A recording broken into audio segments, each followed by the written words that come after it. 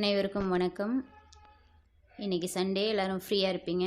இன்றைக்கி ஒரு நல்ல டிப்ஸோடு தான் இந்த வீடியோவுக்கு வந்திருக்கேன். இப்போது எல்லாருக்கும் நல்லா தெரியும், வின்டர் சீசன் ஸ்டார்ட் ஆகிடுச்சி. கார்த்திகை, மார்கழி, தைன் கண்டினியூஸாக சில்னஸ் ஓவராக இருக்கும். குழந்தைங்கள்லேருந்து பெரியவங்க வரைக்கும் எல்லாருக்கும் கோல்டு, காஃப் இந்த ப்ராப்ளம் இருக்கும். அதுக்கு தான் இன்றைக்கி ஒரு ஹோம் ரெமெடி ரெடி பண்ணிட்டு வந்திருக்கோம். வாங்க வீடியோ பார்த்துடலாம்.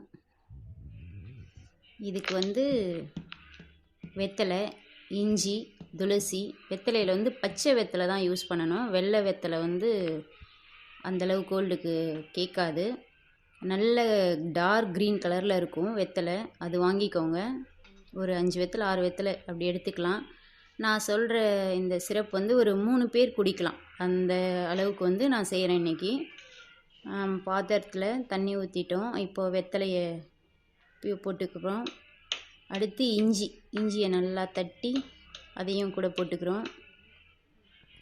இது சாப்பிட்ணுன்னா எம்டி ஸ்டமக்கில் தான் சாப்பிட்ணும். ப்ரெஷ் பண்ணிவிட்டு சாப்பிடணும். 1/2 hour வரைக்கும் வேறு எதுவும் எடுத்துக்கக்கூடாது. அப்போ தான் இந்த மெடிசன் வேலை செய்யும். ஏன்னா எது சாப்பிட்டாலுமே குடலுக்கு போகிறதுக்கு 1/2 hour ஆகும். அதுக்குள்ளே நம்ம வேறு எதையா சாப்பிட்டோன்னா அந்த மெடிசன் வேலை செய்யாது. கொஞ்சம் மிளகும் சேர்த்துக்கிறோம். இதில் மிளகு சளிக்கு ரொம்ப நல்லது. சில பேருக்கு நாள்பட்ட சளி இருக்கும். அதெல்லாம் கூட இந்த மிளகு சாப்பிடும்போது அது மெல்ட் ஆகி வெளியே வரும். அடுத்து கொஞ்சம் ஜீரகம். இது டைஜஸ்ட் ப்ராப்ளம்.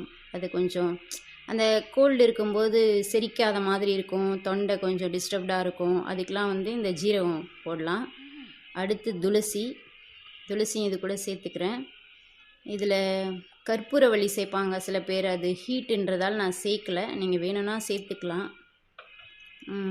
இந்து உப்புன்னு சொல்லுவாங்க, நாட்டு மருந்து கடையில் கிடைக்கும். அதுதான் இதுக்கு யூஸ் பண்ணோம். என்கிட்ட அது இல்லை, அதனால் நான் நார்மலாக போடுற உப்பையே போட்டுக்கிறேன்.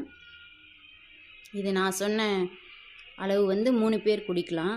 ஒரு 6 வெத்தலை போட்டிருக்கேன்னா, நீங்கள் ஒரு ஆளுக்குன்னா ஒரு 2 வெத்தலையே போதும்.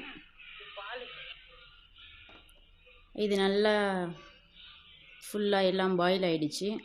இப்போ ஃபில்ட்ரு பண்ணிவிட்டு ஆற வச்சுட்டு நீங்கள் குடிச்சிக்கலாம். அடுத்து காஃப்க்கு ஒரு ரெமெடி சொல்கிறேன். அதுவும் நீங்கள் பார்த்துக்கோங்க. இப்போ இது முடிஞ்சிருச்சு. நான் இந்தி உப்பு போடல, சாதா உப்பு தான் போட்டிருக்கேன். நீங்கள் வேணும்னா அந்த நாட்டு மருந்து கிடைக்கிற இந்து உப்பு போட்டுக்கலாம்.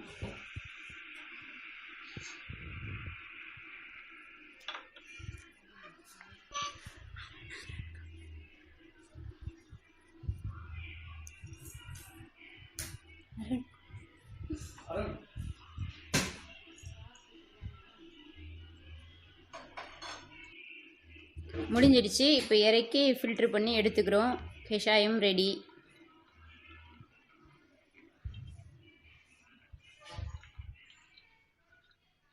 ஓகே ஃப்ரெண்ட்ஸ், தேங்க்ஸ் ஃபார் வாட்சிங். இதுதான் கஷாயம்.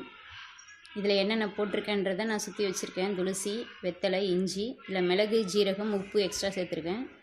பார்த்துக்கோங்க, ட்ரை பண்ணி பாருங்கள். கண்டிப்பாக இது கோல்டு க்யூர் ஆகும்.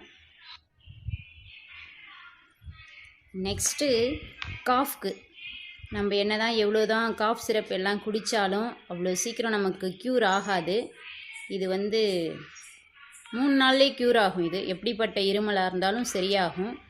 இதுக்கு தேவையானது ஒரு கிளாஸ் பால், பெப்பர் பவுட்ரு, டர்மரிக் பவுட்ரு, பனங்கள் கண்டு சொல்லுவாங்க, நாட்டு மருந்து கடையில் கிடைக்கும். அது நான் ஏற்கனவே காய்ச்சின பால் தான் இதுக்கு யூஸ் பண்ணுறேன். நீங்கள் பசும் பால்னால் கொஞ்சம் எக்ஸ்ட்ரா காய்ச்சணும். நான் ஆல்ரெடி இது காய்ச்சின பால்ன்றதால சூடானவுடனே மற்ற இன்க்ரீடியன்ஸ்லாம் அதில் போடுறேன். இப்போ பாருங்கள், பால் சூடாக போகுது. ஆனால் இதுவும் நைட்டு நீங்கள் சாப்பாடெலாம் சாப்பிட்டுட்டு எல்லாம் இந்த பால் சாப்பிட்டதுக்கப்புறம் அடுத்து எதுவும் ஒரு 1/2 hourக்கோ இல்லை ஃபுல் டேவே நைட்டு வேறு எதுவும் சாப்பிடக்கூடாது. எல்லாம் சாப்பிட்டு முடிச்சுட்டு நீங்கள் டேப்லெட் எதாவது யூஸ் பண்ணுறவங்களா தான் யூஸ் பண்ணிவிட்டு அதுக்கப்புறம் தான் இதை போடணும். இந்த பால் சாப்பிட்டதுக்கப்புறம் வேறு எதுவும் சாப்பிடக்கூடாது. இப்போ பாலில் கொஞ்சம் மஞ்சள் பொடி, மிளகு பொடி போட்டிருக்கேன். மிளகு பொடி காரத்துக்கு ஏற்ற மாதிரி நீங்கள் எக்ஸ்ட்ரா கூட போட்டுக்கலாம். ஆனால் அந்த த்ரோட் டிஸ்டர்ப் இருந்தால் அது மிளகு பொடி க்யூர் ஆகும். அது கூட பனங்கள் கண்டு சில பேர் சுக்கு சேர்ப்பாங்க. சுக்கு வந்து ஹீட் ஓவராக இருக்கும். அதனால் நான் சேர்க்கலை. நீங்கள் வேணும்னா சேர்த்துக்கலாம்.